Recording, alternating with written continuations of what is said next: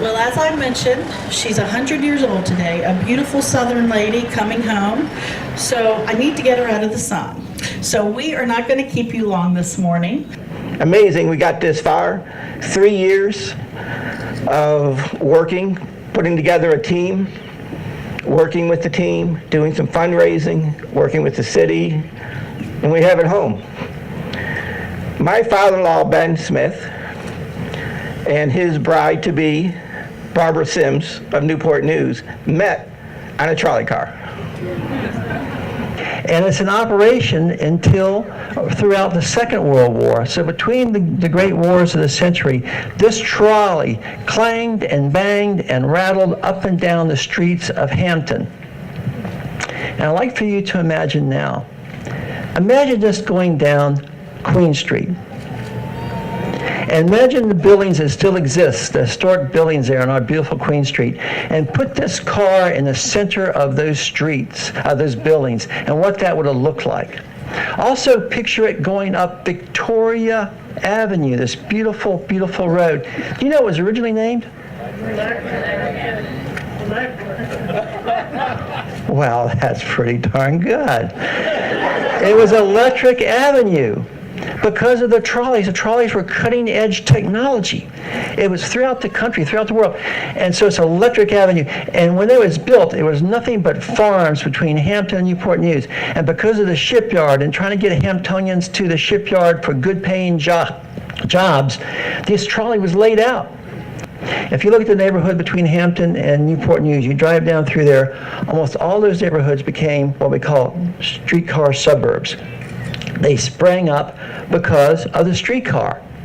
Originally, this car had two people. It had a conductor and the motorman. The motorman ran, the conductor collected the fares. Then during the 20s or 1930s, they converted this to one-man operation, and they had a fare box set up next to the motorman, so they didn't need a conductor anymore. They did that to save money.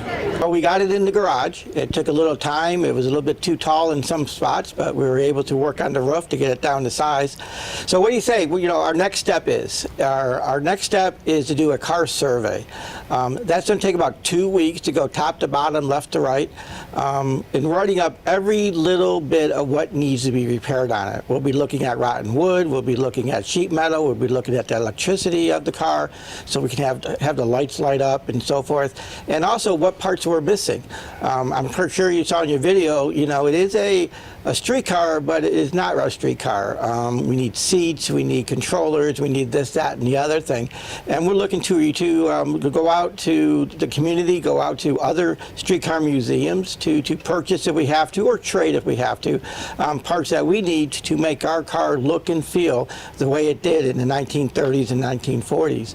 $750,000. That includes the restoration of the streetcar. It also includes building a educational pavilion, and also includes having displays, on-hand displays, things that kids and adults can play with and learn about the streetcar and how our communities grew with the streetcar.